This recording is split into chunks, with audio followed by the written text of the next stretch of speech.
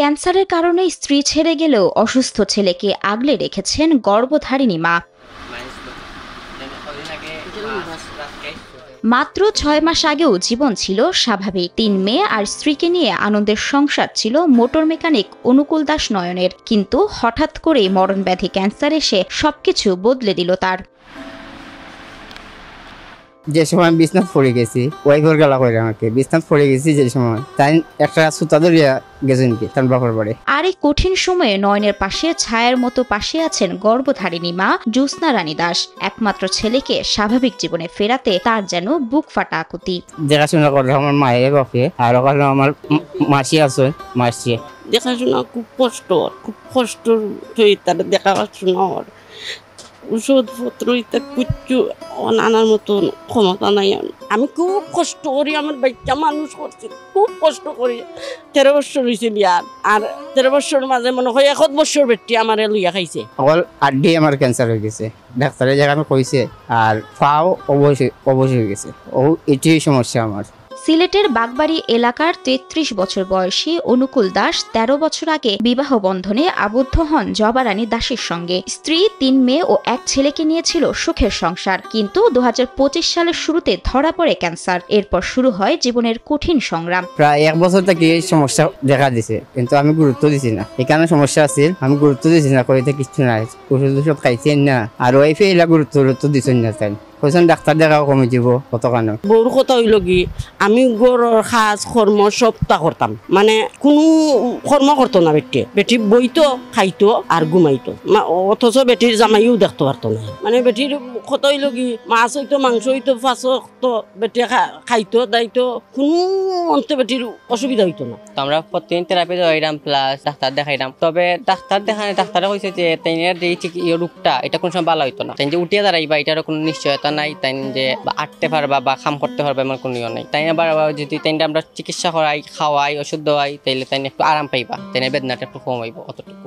স্ত্রী জবা রানী দাস স্বামীর অসুস্থতায় সন্তানদের নিয়ে বাপের বাড়ি চলে গেলেও পরে 3 মেয়ে বাবার কাছে ফিরে আসে। বর্তমানে বাবার পাশে বসেই কাটছে তাদের সময়। আমি ফোন দিছে বেটি, আমার নাতিনে ফোন দিছে, দিয়া ইয়ে করছে, ও তাই মাতের আর বেটি খাইয়া দেয়, আর তাই মাতের। আমি বললাম তোর এই ফাঁকনামি মাত খেয়ে ইকাইছে গো, এটা খেয়ে দেয়। কইতেও আমার নাতিনোর টাইম তো মোবাইল নিয়া বাবা যা সমস্ত গাইলা মারে, তা খোয়ার মতন না।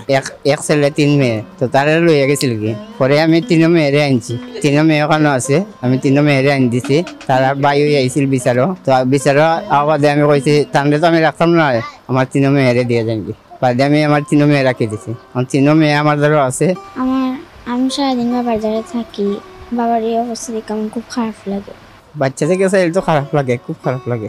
আমার ছেলেটাও 2 বছর 2.5 বছর, খুব খারাপ লাগে বাচ্চা থেকে। এই যে মেয়েটা সারাদিন আমার সামনে থেকে করে না, বাচ্চারা বুঝে না। এদিকে নয়নের বড় মেয়ে 5ম শ্রেণীর শিক্ষার্থী ঝুমকি রানী দাস নির্বাক হয়ে বসে আছে বাবার পাশে। তার একমাত্র চাওয়া বাবা যেন সুস্থ হয়ে ওঠেন, আর মায়ের কথা জিজ্ঞেস করতেই চোখে জমে ওঠে তার অভিমানের অশ্রু। আমি চাচ্ছি যে আমার বাবা সুস্থ হইতো। আদর করে, মনে পড়ে না। নয়নের অসুস্থতায় বন্ধ হয়ে গেছে সন্তানদের পড়াশোনা। বর্তমানে তাদের ভবিষ্যৎ নিয়ে দুশ্চিন্তায় ভুগছে বাবা নয়ন। যদি সুস্থ হইতাম পারি আর কি, যে মানুষ সাহায্য করে, আর উপরওয়ালা যদি উঠতাম আর কি, বিছনা থেকে উঠতে বাচ্চা মানুষ করতাম। ওখানে মানুষের দেয় যদি চিকিৎসা করতাম, নাইলে আর চিকিৎসা করার মতো ক্ষমতা নাই। সিলেটের MAG ওসমানী মেডিকেল কলেজ হাসপাতালে কিছুদিন চিকিৎসা নিলেও অর্থের অভাবে থেমে গেছে তার চিকিৎসা। আত্মীয় স্বজন ও নিজের জমানো টাকা মিলিয়ে প্রায় 2 লাখ টাকা ব্যয় হলেও চিকিৎসার জন্য তা ছিল অপ্রতুল। বাংলাদেশের শক্তিশালী থার্মিক স্টিল বার ফেমাস স্টিল লিমিটেড, তারা যে সম্বল আছিল তারাও খুয়াই দিয়েছেন। ঘরের আসবাবপত্র যা আছে কিছু আসবাবপত্র বিক্রি হয়েছে, তখন একবারে অসহায় হবে আর কি। ডাক্তার ওষুধ খাইলে আর কিছু ট্রিটমেন্ট আছে করলে কই যাবা, স্বাভাবিক হয়ে যাবা। তো আমরা ততটুক জানি। তো তারপরে প্রায় 1 মাস পরে দেখি তাই অবস্থা খুব বেশি খারাপ। তো হওয়ার পরে আমরা উসমান গেলাম, আবার উসমান গেছি। তখন ডাক্তার একটা MRI দিছে, যে MRI করলে ফুল বডির মধ্যে সমস্যাটা কিতাব বুঝতে যাইব। MRI দিনটা আগেও দেওয়া হয়েছিল, তাই কাজ খাওয়া ব্যস্ত মোটরসাইকেল ইঞ্জিনিয়ার। তো তাই মনে হচ্ছে এটা নর্মাল রোগ, কিন্তু হয়তো না। তো তাই এমআরআই করাইছিল না। তারপরে আমরা এমআরআই করাইলাম। এমআরআই করানোর পরে বোঝা গেল যে তাইনের ডিরেক্ট ক্যান্সার হয়ে গেছে। তাও মানুষের 1 লেভেল 2 লেভেলের তো মানুষ বাঁচে না, তাইনের 4 লেভেল একবার লাস্ট যেটা ওটা তাইনের মধ্যে আর কি তাইনের মানে পুরো মাথা থেকে খাওয়া পর্যন্ত চড়াই গেছে। নয়নের এই কঠিন সময়ে দিনরাত সেবা করে যাচ্ছে মা জ্যোৎস্না রানী দাস। বাগবাড়ির একটি কলোনির ছোট্ট একটি কক্ষে ছেলে, 3 নাতনি ও স্বামীকে নিয়ে কোনো মতে দিন কাটছে তাদের। সন্তানের প্রাণ রক্ষায় ভেঙে পড়লেও হাল ছাড়েননি তিনি। সবার কাছে আমার অনুরোধ, আমার পাশটা যদি সুস্থ করে তুলতাম পারি। খাওয়া দাওয়া তো খুব কষ্ট করে, যে সময় যেটা পারি আর কি। এদিকে বয়স প্রায় 80, তারপরও সংসার চালাতে নাইট গার্ডের চাকরি করছেন নয়নের বাবা লখাই দাস। মাত্র 8,000 টাকা দিয়ে অসুস্থ ছেলে চিকিৎসা আর নাতনিদের ভরণ পোষণ চালাতে গিয়ে নিঃস্ব হয়ে পড়েছেন বৃদ্ধ বাবা। তাই সাহায্যের আশায় দাঁড়ে দাঁড়িয়ে ঘুরছেন তিনি। তারা লইয়া আমি আর সমস্যা মাঝে পড়ে গেছি। এখন কিতা করবা, বউ ফুয়ারে ছাড়িয়া হইয়া গেছে। এই চিকিৎসার যে টাকাটা অ্যামাউন্টটা মানে কেউ জানা নাই। যতদিন তিনি বাঁচিয়ে আছেন তাইনের তলে এখন খরচ হবে।